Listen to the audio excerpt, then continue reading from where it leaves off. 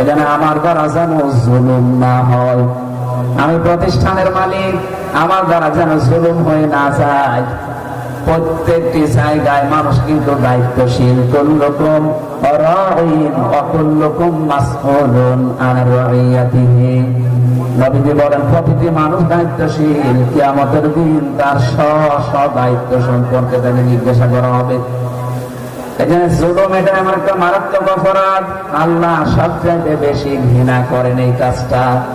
জুলুম ত্যাগ করে মানুষ জীবন যখন চালাতে থাকবে, ওয়ায়ুতি মিল্লাদুনহু আজরান আযীমা, আল্লাহ বলেন আমার নিজের পক্ষ থেকে মিল্লাদুনহু, আমার পক্ষ থেকে তাকে আজরান আযীমা, বিশাল পুরস্কার আমি আল্লাহ দান করব। বলেন আমিন।